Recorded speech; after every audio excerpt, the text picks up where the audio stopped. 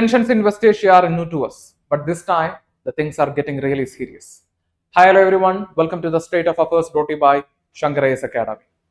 So we know that on March 1st, the Israeli and the US administration jointly attacked Iran, and in this attack, Iran lost their supreme leader Ayatollah Ali Khamenei, and followed by the assassination of the Iranian leader, the entire West Asia went into chaos, and still it is remaining unstable. So to understand about this ongoing tension in West Asia, we have to start with the basics. So we know that Iran, in ancient time, it is known as Persia. So this country is located in West Asia, sharing border with Turkmenistan, Afghanistan in the east, and Pakistan in the southeast. And it is sharing maritime border with the United Arab Emirates and Saudi Arabia.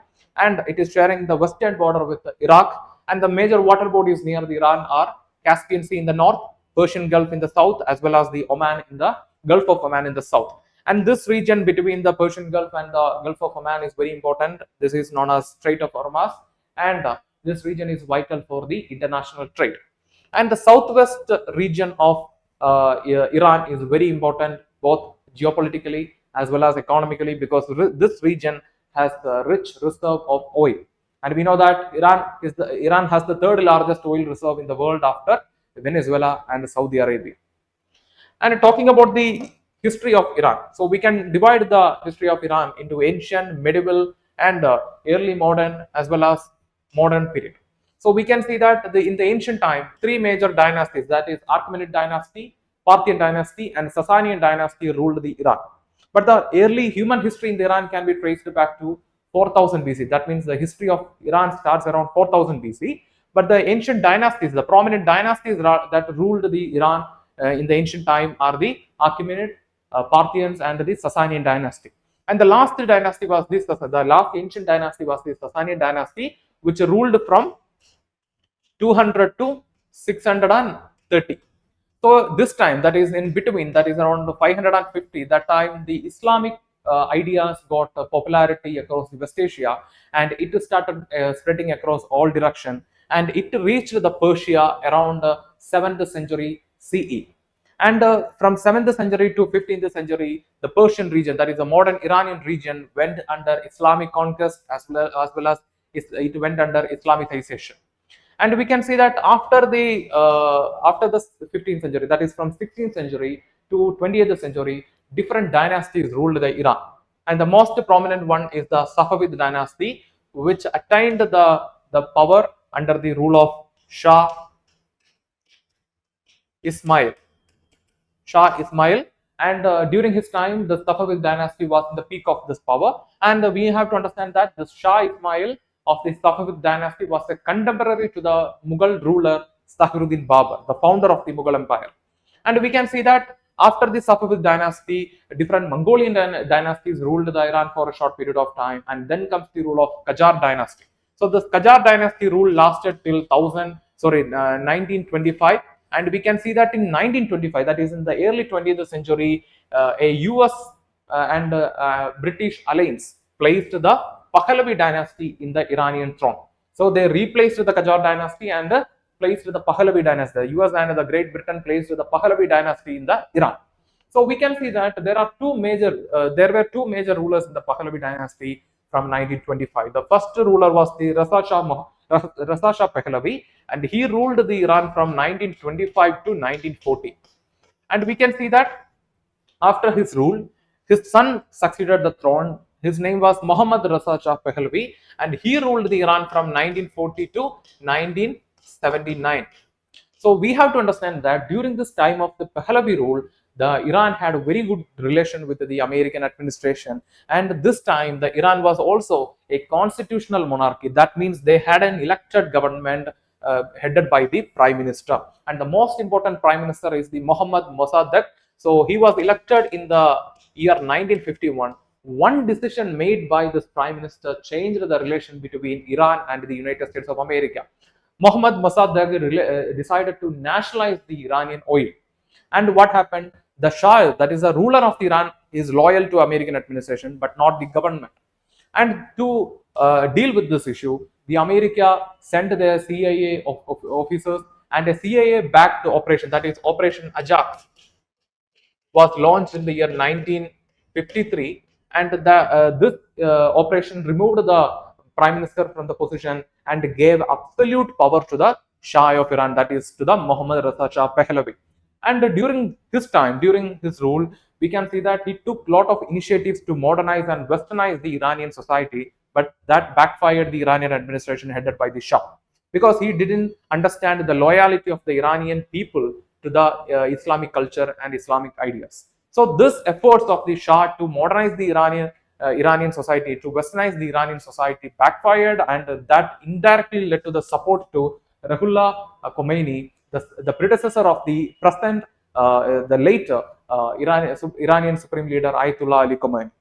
So what happened? People organized under him, and also this time in 1954, Ruhollah Khomeini made a famous speech, and in the speech he criticized the Shah of Iran for being the puppet of the puppet of the American administration. And for this hate speech, he was exiled from Iran, and later the things eventually got worsened. And in the late 1970s, he came back to Iran, and under his leadership, the Islamic Revolution happened in the Iranian nation, and that led to the end of the Pahlavi dynasty in Iran.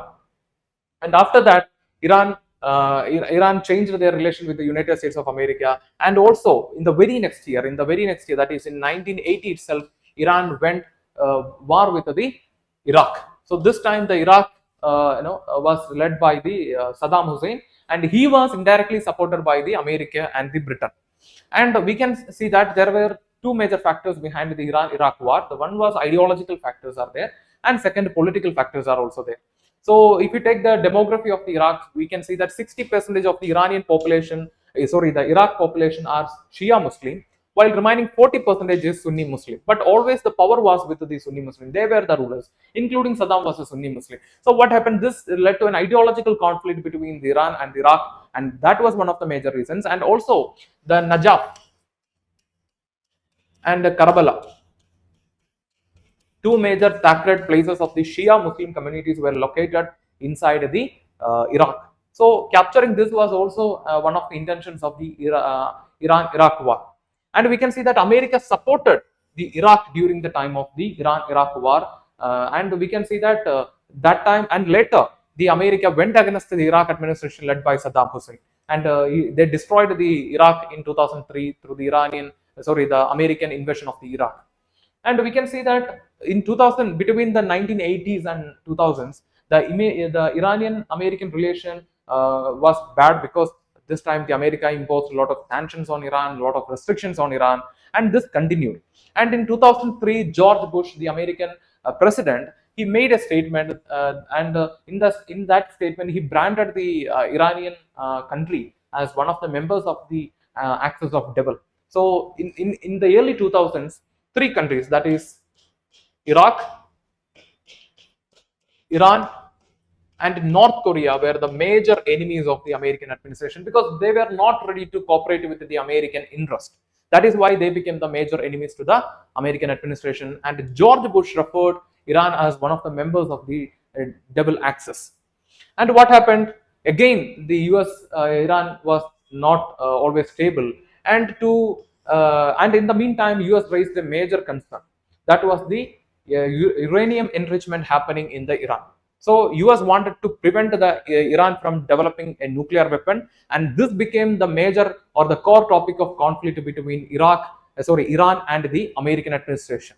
And to deal with this issue, in 2015, the European Union, under the presence of in the presence of Germany, and also the five members of the United Nations Security Council and Iran. So all three parties signed the Joint Comprehensive Plan of Action. So as per this agreement, Iran accepted to reduce their uranium enrichment to 3%. And also they agreed to reduce their infrastructure and the capacities that supports this enrichment. But again, in 2018, the Trump administration of the United States of America, citing certain issues, they withdrew from this from this agreement, and once again the Iranian-American relation got bad. And we can see that in 2020, the US administration killed the Iranian military general Qasem Soleimani in a drone attack.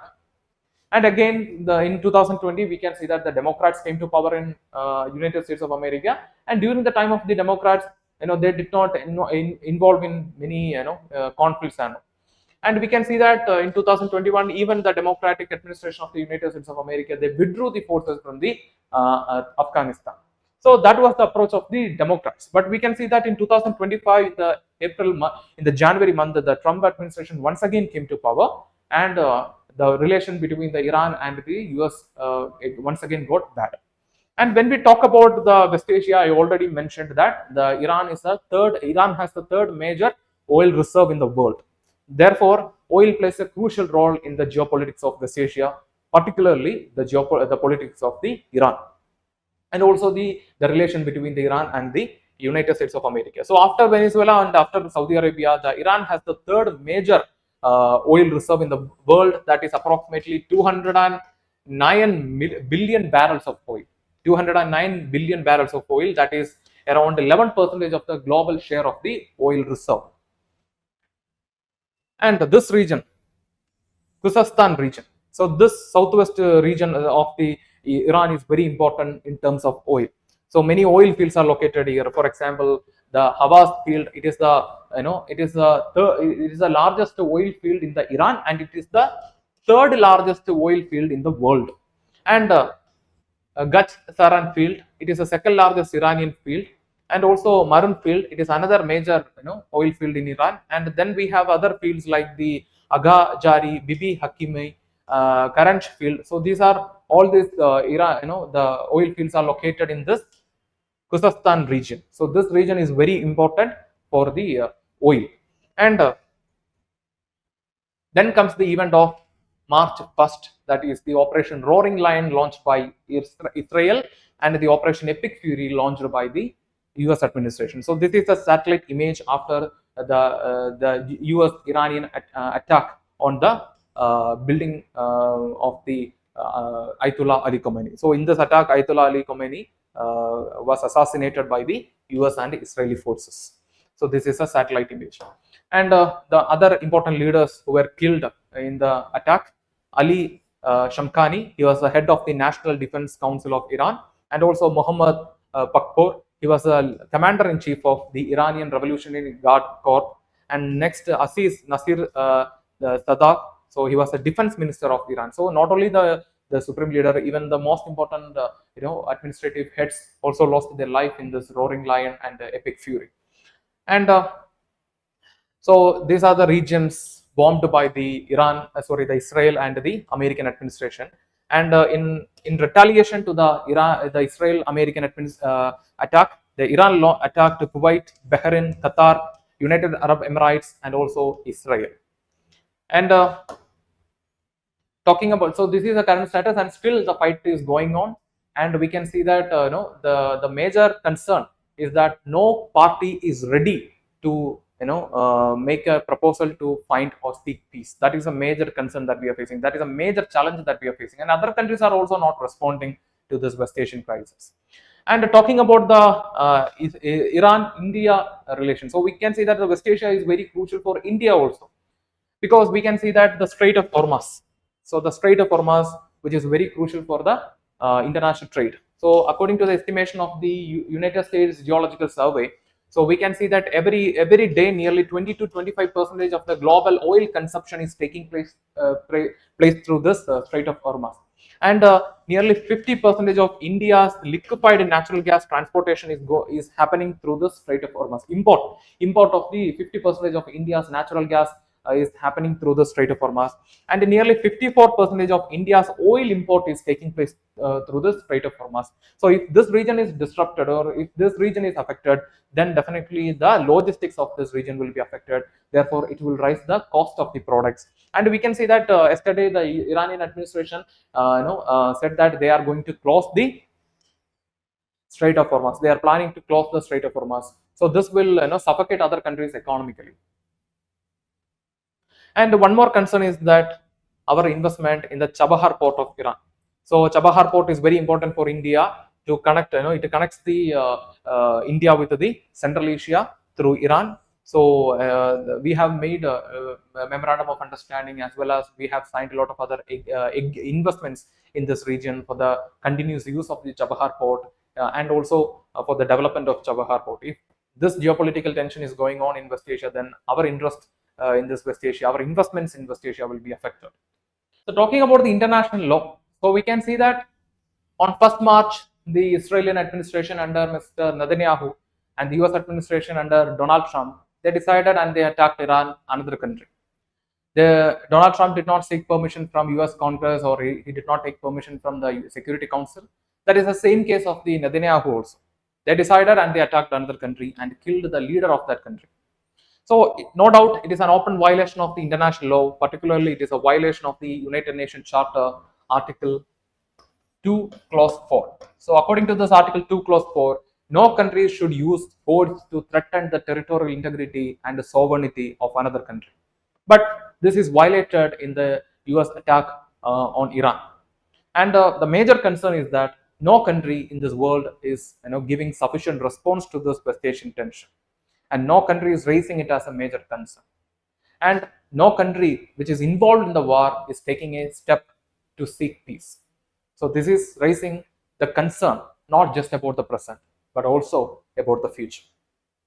So in this topic we discussed the reason behind the geopolitical tension in West Asia and how this geopolitical tension will impact India, and how the US action and the Israel action violates the international law. So I hope you understood this topic. So we'll meet you in another video with another topic. Thanks for watching.